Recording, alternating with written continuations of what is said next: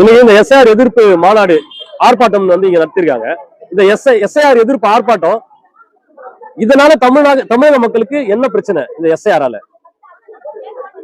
என்ன லாபம்னு கேக்குறோம். இந்த எஸ்ஐஆர் நான் கடந்த முறை நான் வாக்களிச்சேன்.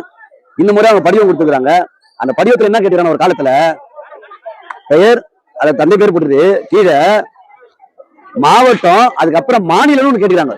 அப்போ இந்த எஸ்ஐஆர் ஃபார்ம் தமிழ்ல தான் இருக்கு. அப்ப தமிழ்நாட்டுல இருக்கு. இந்த மாநிலம்னு ஒரு காலம் கொடுத்துறாங்கல்ல, அந்த மாநிலம் தான் இப்ப கேள்விக்குறி.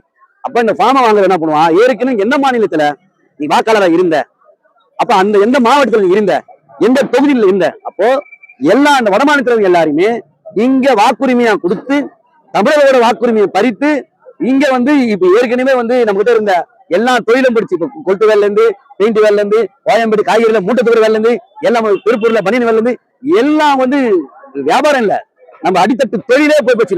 கிராமத்துல வயல் இருக்கிற வரைக்கும் வந்தவன் இப்போ வாக்காளரா மாறுறான். நாளைக்கு தேர்தல்ல போட்டிடுவான். இந்த தேர்தல் இப்ப ஏற்கனவே சென்னை இந்த 200 வாட்ல 57 டிவிஷன் 57 வட்டத்துல ராஜேஷ் ஜெயின் என்றவன் ஒரு வடமாநிலத்துல கவுன்சிலர் ஆயிட்டான். முதல் முறையா ஒரு ஜெயின் ரிப்பன் மாளிகை உள்ள ஒரு கவுன்சிலரா உட்காந்துட்டான். ஆனா இந்த எஸ்ஐஆர் வந்துச்சுன்னா எம்எல்ஏ உட்காருவானுங்க, எம்பியா உட்காருவானுங்க. உன்னோட ஓட்டு எனக்கு தேவையே இல்லை. அதாவது தமிழர் பகுதியில போய் அவன் ஓட்டு கேட்கணுன்ற கட்டாயத்துக்கே வரமாட்டான். அவன் வடமாநிலத்துல ஓட்டு போட்டத பெரும்பான்மை நின்றுடுவான். அப்ப பெரும்பான்மை அவன் ஒரு கட்சியை ஒரு இயக்கத்தை உருவாகிட்டு எனக்கு 2 சீட்டு 3 சீட்டு கொடுங்க இந்திக்காரன் அரசியல் பங்கீடுக்குள்ள வருவான். அந்த பங்கீடுக்கான முதல் அடித்தல் தான் இந்த எஸ்ஐஆர். இந்த எஸ்ஐஆர் ஆரம்பத்திலேயே நாம அதை தூக்கி எறியணும். ஆனா திமுக எரியுமானா ஒருபோதும் எரியாது. ஏன்னா இந்திக்காரன்ல 2 பிரிவு இருக்கிறான்.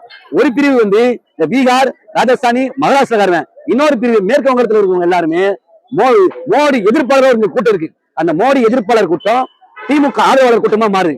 இப்ப அந்த திமுக ஆதரவாளர் கூட்டம் எல்லாமே துரைமுகம் தொகுதியில 25,000 பேர் வடமாநிலத்துல திமுக கட்சி உறுப்பினரா இருக்கலாம். ஏகண்டப்பன் தெரு, நந்தன் தெரு, வாட்டர் சொல்ல எடப்பாடியும் இந்த பகுதியில மட்டுமே 25,000 பேர் வடமாநிலத்தில் இருக்கான். ஒரு ரூம்லயும் 50 பேர் 60 பேர் தங்கியிருக்காங்க. அவர்கள் எல்லாருமே பிஜேபி எதிர்ப்பாளர், திமுக ஆதரவாளர்.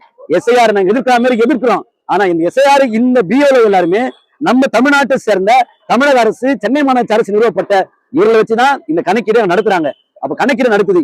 அப்போ இந்த தமிழ்நாட்டு தேர்தல் ஆணையம் ஒரு அனைத்து கட்சி கூட்டம் வருது. இந்த எஸ்ஐஆர் திருத்தத்தின் முகாம் அனைத்து கட்சி கூட்டம் வருது. அப்ப திமுக எதிர்க்காம இருந்தா இந்த கூட்டத்தை புறக்கணிச்சிருக்கணும். ஆனா அந்த கூட்டத்துக்கு திமுக பிரதிநிதி, திமுக மாவட்ட செயலாளர், திமுக சட்டமன்ற வந்து கருத்து சொல்றாங்க.